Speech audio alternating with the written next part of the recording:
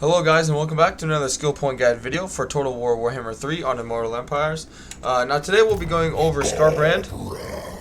And now looking at him, you guys may think, okay, like why do you need to make a skill guide video for him?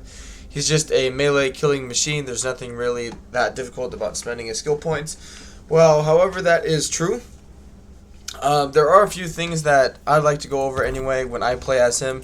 Because with Skarbrand's personal mechanic of getting campaign movement range after winning a battle, and also getting campaign movement range after raising a settlement. I thought I would go over this a little bit anyway, just because even though he is a melee focused lord, much like Karl Franz, there are a few little things that I like to do with him that make him even stronger, which is little different because Skarbrand's all about rampaging and killing quickly, but in terms of skill points, you actually want to wait.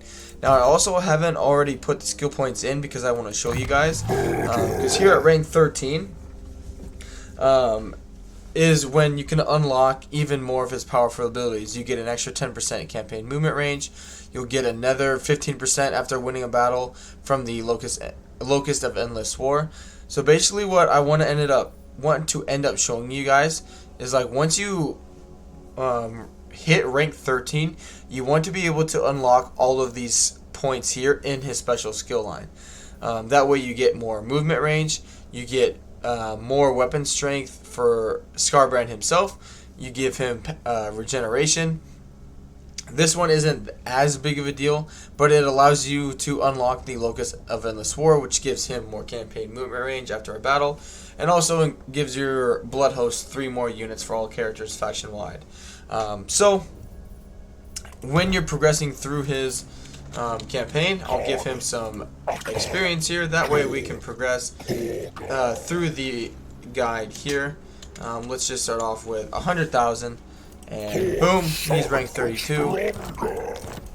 So what I recommend doing, now that obviously we've unlocked these skills, go down his blue line, get campaign movement range, obviously. And we actually want to focus on his blue line up until the point where we unlock Rage Incarnate. Now, Skarbrand is such a powerful melee lord early on, you don't need to worry about making him even stronger. That's something you'll do actually at the end of his skill line, in my opinion, because he's rarely going to struggle against anything. If you guys have watched anyone basically play Skarbrand, you'll see that he is arguably the strongest melee fighter in the game. And so, you know, focusing on his melee line early on, especially on turn 1 or the first few turns of the game, it's just not necessary. You want to get the rest of these skill points added in. So I usually go down Blood Feast because as Skarbrand, you want to be fighting as many possible battles per turn and not fighting like one battle per turn. With Skarbrand, you want to fight as many as possible. So whether it's 5, 10, 15 battles, maybe, whatever it may be, you're going to end up taking damage over each turn. So we want to grab that extra replenishment. That way we can do the same thing all over again on the next turn. And then in terms of the last skill point, just to unlock further down the blue line, because we want to work towards getting even more campaign movement range. I know I harp on that a lot in these skill guide videos, but of all the legendary lords in the game currently, Skarbrand is the one where campaign movement range is honestly more powerful for his faction and him personally than any other skill point you can possibly spend in his skill tree, in my opinion. So it really just depends which one you want to do. I usually do recruitment because playing as a Khorne faction rather, you're going to be doing a lot of global recruitment. So being able to reduce that by a little extra will, you know, eventually go a long way. And then unlocking Unholy Resistance, just grab him some personal replenishment. And then I usually like to get the Skull Call to Bloodletting, just to get more skulls. It's never a bad thing to get more skulls. That way you can continuously do the skull throne. You can occupy a settlement if you want to occupy a settlement. It really just is up to you at that point. Then I usually like to do the upkeep and then grab the Claimer of Skulls. That way we get that campaign movement range. Now, as you're progressing through this blue line, as soon as you do hit rank 13, as soon as you hit rank 8, this is the really important part. Once you hit rank 8, stop spending skill points for the time being. Now, I know in this video I showed by spending all of these points. Now, this is just to show you what my blue line will end up looking like. But if I was actually progressing through this campaign, I would have stopped spending skill points at rank 8. That way, when you hit rank 13, you'll unlock the Rage Incarnate ability, which will obviously let you spend points into the rest of these here, and then grab all of these.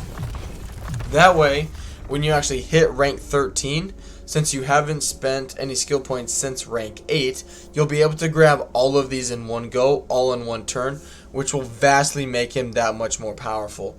And then, after that, just spend skill points at your leisure. But it's really important, in my opinion, in terms of making him better basically in one turn, if you're just patient a little bit with spending skill points. Because again, once you hit rank 8, grabbing this campaign movement range is fantastic, don't get me wrong. But, spending the extra skill points to grab that when you could be grabbing more campaign movement range up here after winning a battle, more weapon damage for him, regeneration and melee for him, that's far more important, because here you're only getting 5, while up here you're getting 25% after winning a battle. So really important that you get all of his skill points in his special skill line up here as soon as possible. And then again, after that, you are free to more or less spend the skills where you want. I'm just going to put more experience into him. That way we can finish out his skill line. There we go. So once, you get his special skill line, you get your blue line done, you see you still have 32 points to spend, which is just insane. So what I usually end up doing is just start going down his melee line. Every single one of his skill points will increase his weapon strength. And so it really just doesn't matter which ones you really want to focus on. It just depends what you want to go with. You can get more melee attack, melee defense, leadership, physical resistance. Eventually you'll get hit points, speed, more melee attack, more charge bonus. It's just up to you. But getting the Bellow of Endless Fury is good. It's a good magic missile. As long as you're able to line it up, it does a pretty good job. And then just continue finishing out his melee line. And then, getting the passive ability Fueled by Range, it just gives him more weapon strength if he starts taking loads of damage in a fight. And as you can see, we still got quite a few skill points to spend. And so I usually like to give him some spell resistance and missile resistance, just to give himself a little more tankiness against whether it's Spirit Leech or some missile fire. Especially if you guys have seen the Chaos Dwarf footage of how you can eliminate Skarbrand with flame attacks. Having that will help out a little bit. But then grabbing 3 points in Dementor again, don't want to waste that extra experience that he'll continuously get at rank 50. And then since we still have 8 skill points, I usually go down the red line here a little bit. Now usually you'll be fighting with a lot of Chaos Warriors or Bloodletters early on. So I do like to buff them up a little bit. And then really, it kind of just depends what you want to go with. I personally usually end up going with Minotaurs or Bloodthirsters or Soul Grinders. I am not a huge fan of his other units personally, so I usually go with the more expensive ones. And then the last point, I just do with the Kill for Corn.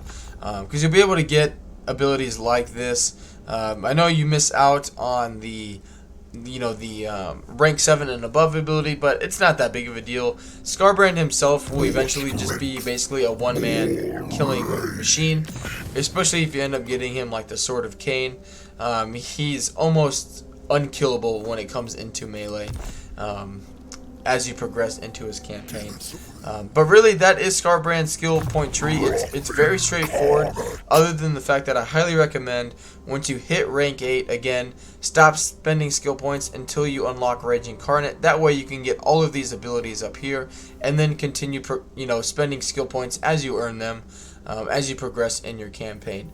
But don't forget to leave a like on the video if you guys enjoyed how I leveled up Skarbrand and my little tips on how you should go about leveling up.